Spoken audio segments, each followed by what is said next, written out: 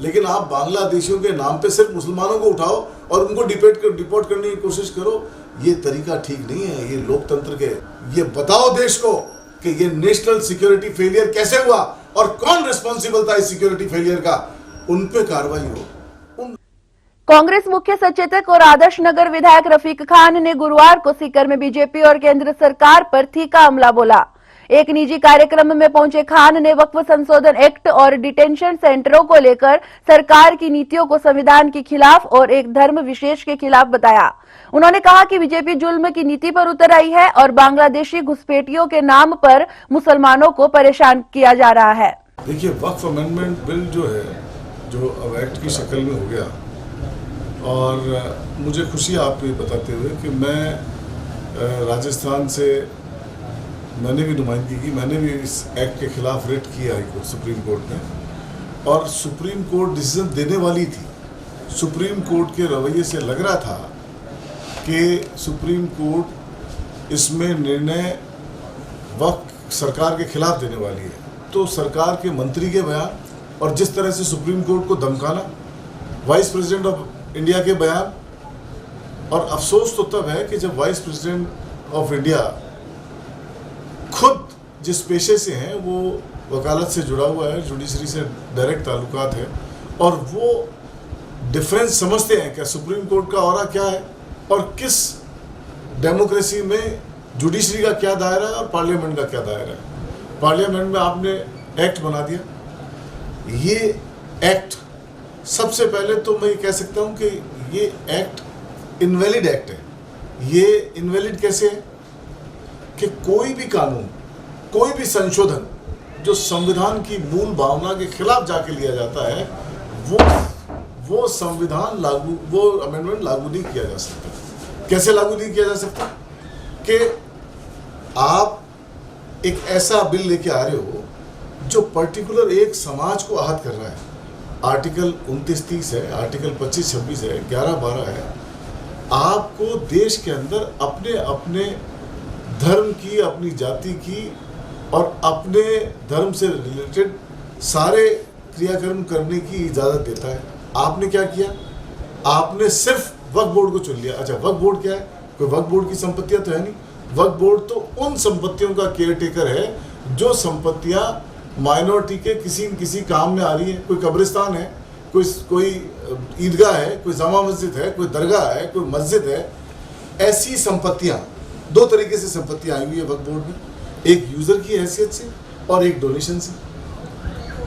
जब यूजर की हैसियत से संपत्ति आती है तो उसमें कहाँ डिस्क्रिमिनेशन हो रहा है वो मैं आपको बताता हूँ कि आज़ादी के बाद से लेके अब तक, जब हमें आज़ादी मिली तो जो संपत्ति शमशान की थी वो शमशान के नाम दर्ज होगी, जो किसी बड़े तीर्थ स्थल की संपत्ति थी वो तीर्थ स्थल के नाम दर्ज होगी, जो किसी मंदिर की थी मंदिर के नाम दर्ज होगी। तो शमशान के नाम दर्ज होगी उसका तो हम कागज नहीं मांगेंगे, और कब्रिस्तान के नाम दर्ज होगी उसका हम कागज मांगेंगे। तो डिस्क्रिमिनेशन नहीं हो सकता। संपत्तियां यूजर की हैसियत से खाली मुस्लिम धर्म की इंद्राज नहीं हुई है। संपत्तियां पूरे देश में सभी धर्मों की, जो गुरुद्वारे की थी गुरुद्वारे के नाम दर्ज होगी, जो शमशान की थी शमशान के नाम होगी, जो मंदिर की थी मंदिर के नाम होगी, जो मिशनरीज की थी मिशनरीज के नाम होगी, जो जैन समाज की थी वो जैन समाज के नाम होगी, जो बौद्ध समाज की थी वो बौद्ध समाज के नाम होगी।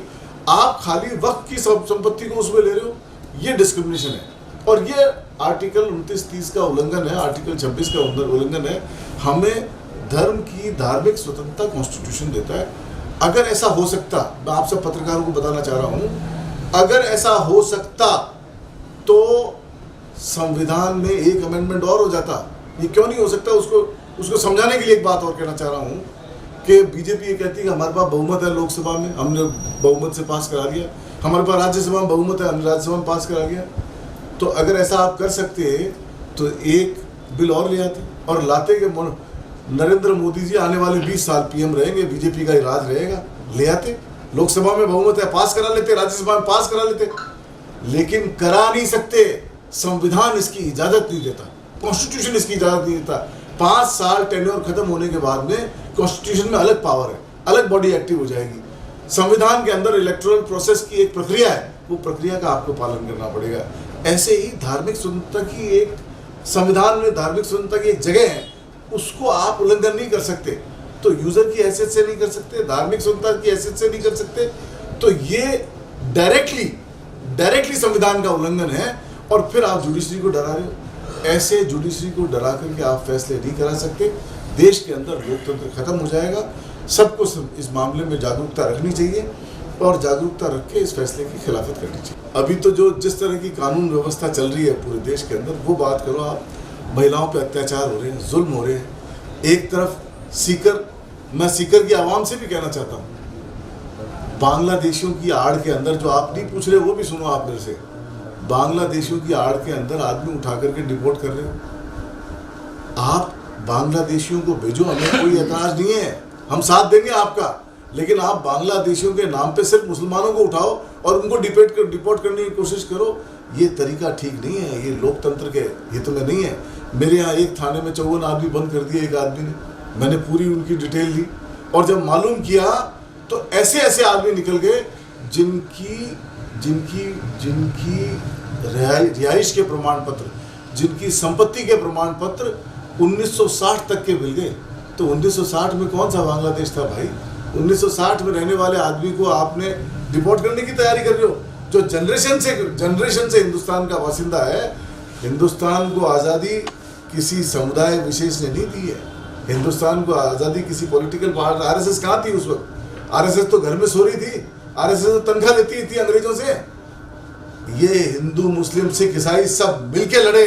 आज डिवीजन की राजनीति हो रही है देश के अंदर, डिवीजन की राजनीति हो रही है, वो देश की एकता और अखंडता के लिए खतरा है। तो मैं ये कह सकता हूँ, ऐसे काम नहीं होने चाहिए। आप टारगेट करो, सबको बराबर टारगेट करो और बराबर टारगेट करो। उसमें भी आप जो भी जाति धर्म का आदमी हो, अगर उसके हिंदुस्तान में रिहाइश के प्रमाण पत्र हैं तो उनको आप किसी एक समाज को टारगेट करके उनको बेदखल नहीं कर सकते हो। तो ये जुल्म की नीति पे आ गई है बीजेपी।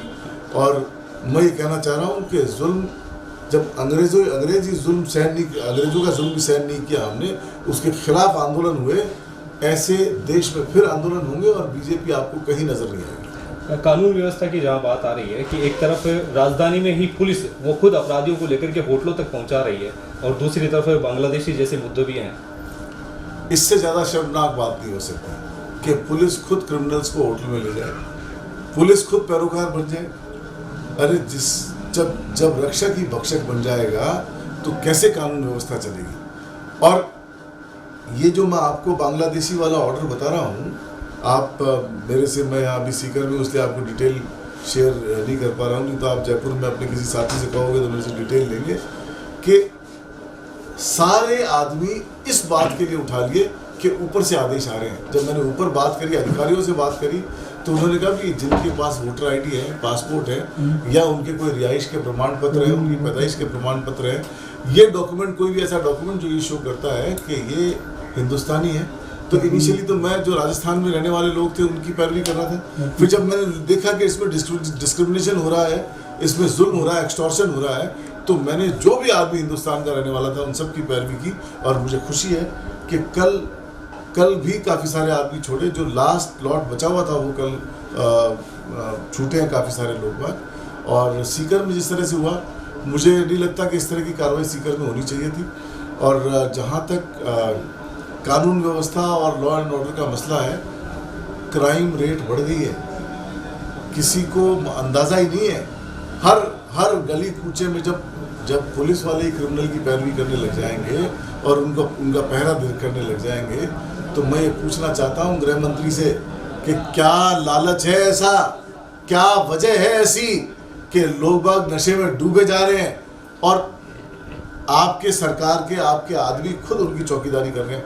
एक बात और मैं आपको बता दूं, पूरे देश में जो हो रहा है, कुछ न कुछ ऐसा हो रहा है जो कहीं ना कहीं एक्सटॉर्शन और षड्यंत्र की बू आ रही है।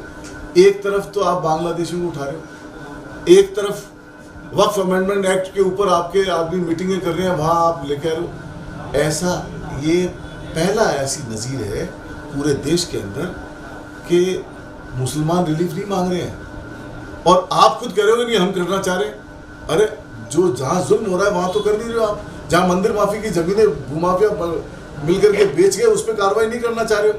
और आप कह रहे हो कि हम इसमें न्याय करना चाह रहे हो और मीटिंगें कर रहे हो, और एक तरफ आप पाकिस्तान से वॉर कर रहे हो, एक तरफ आप सिंदूर बांट रहे हो, और एक तरफ आप सोफिया कुरैशी को मॉडल बना के दिखा रहे हो, एक तरफ आप 3 मुस्लिम एमपीओं को वहाँ बाहर भेज रहे हो कि हमारे यहाँ ऐसा माहौल चल रहा है। तो इस तरह दिखावटी काम नहीं करें, धरातल पे काम करें।